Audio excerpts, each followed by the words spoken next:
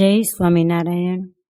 અમારો ચારધામ યાત્રા પ્રવાસ એ જ્યારે ઉત્તર વિભાગ તેમજ દક્ષિણ વિભાગ એ ભારત યાત્રાના દર્શન કરી, તીર્થયાત્રાના દર્શન કરી, ગઢપુર આદિક ભગવાન સ્વામિનારાયણના સ્વહસ્ત બંધાવેલ મંદિર એના દર્શન કર્યા બાદ અમે સોરઠ બાજુ પ્રયાણ કરી રહ્યા છીએ. ત્યારે ભગવાન સ્વામિનારાયણના ચરણકમળથી અંકિત અતિ પાવનકારી તીર્થભૂમિ એવું સરદાર ધામ, ત્યાં દર્શન કરવા માટે જઈ રહ્યા છીએ. જે સરદાર ધામમાં બંધાયેલ નયનરમ્ય એવું શ્રી સ્વામિનારાયણ મંદિર, એના તમે દર્શન કરી શકો છો. વિશાળ મંદિર છે.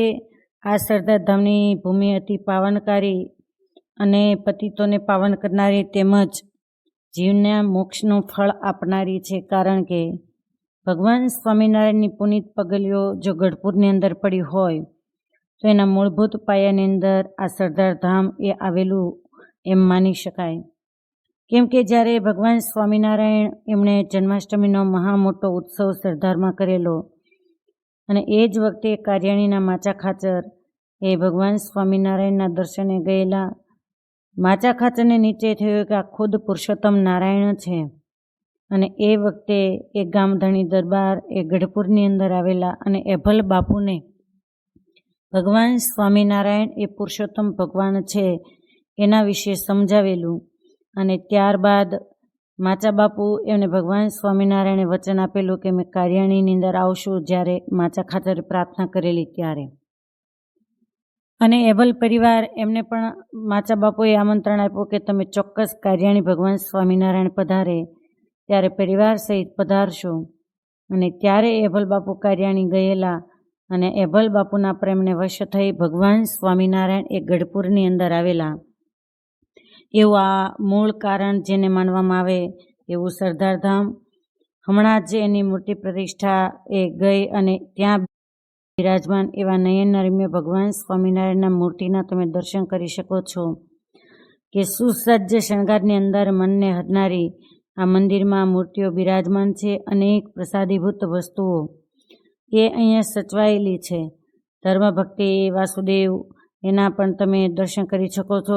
હરિકૃષ્ણ મહારાજ એની સાથે ધર્મદેવ ભક્તિમાતા બિરાજમાન છે.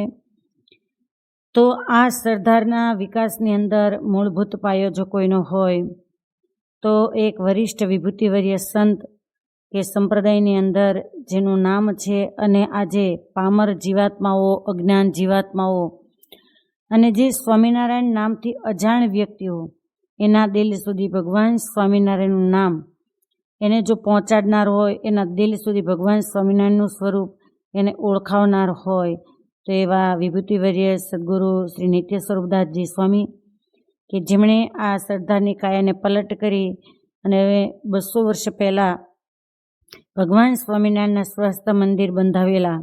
અને ભગવાન સ્વામિનારાયણ જ્યારે આ સત્સંગની અંદર વિચરણ કરતા હતા અને સરદારમાં પધારેલા ત્યારે ખુદ મહારાજે વચન આપેલું કે અહીંયા અમારું મોટું મંદિર બંધાશે. અને એ મહારાજના વચનને આજે સાકારભૂત કરી અને એના ફળ સ્વરૂપે આપણે એ નયનરમ્ય મંદિર એના દર્શન કરી શકીએ છીએ. અને ખાસ આ સંપ્રદાયનું ગૌરવ કહી શકાય.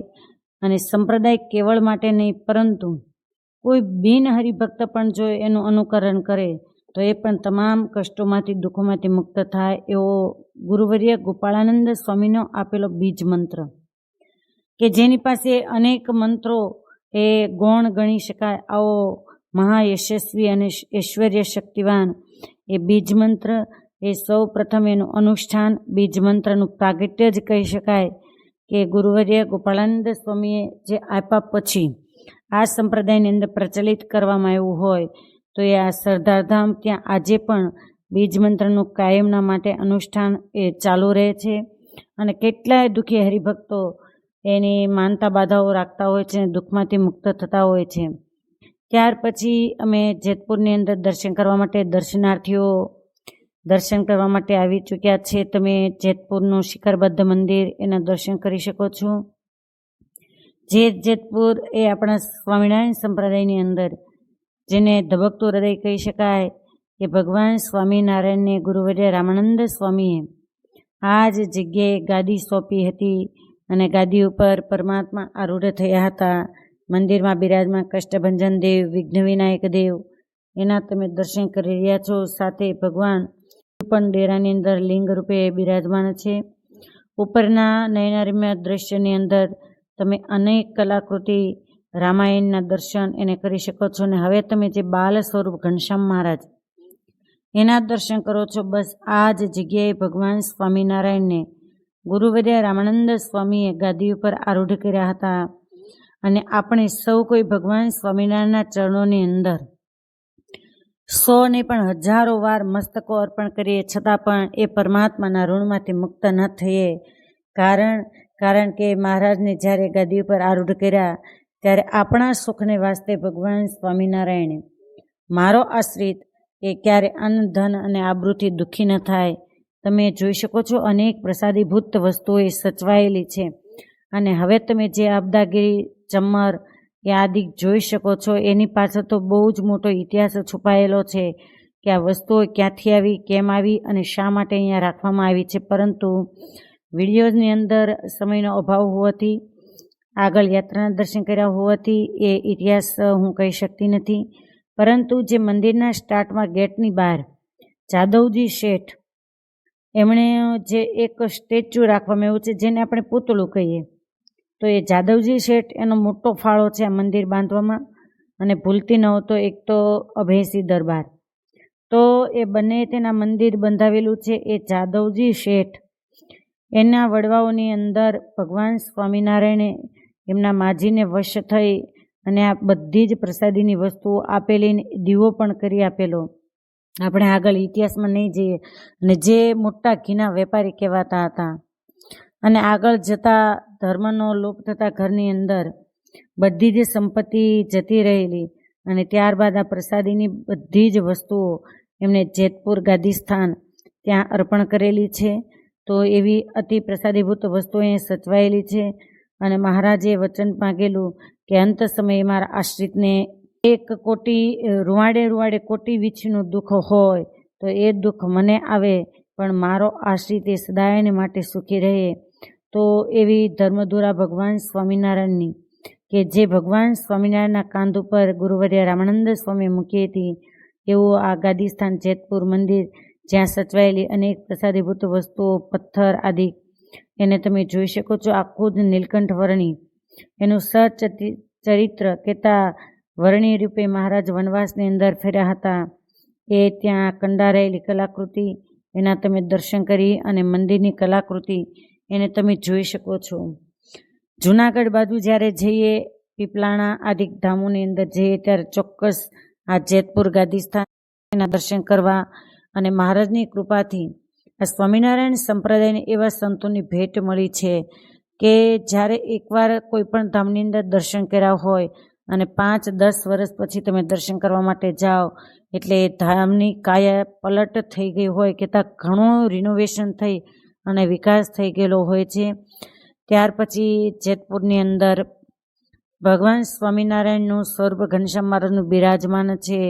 એ મહિલા મંદિર, ત્યાં સાંખ્યોગી બહેનો એ ઘનશ્યામ મહારાજની સેવા પૂજા કરી રહ્યા છે.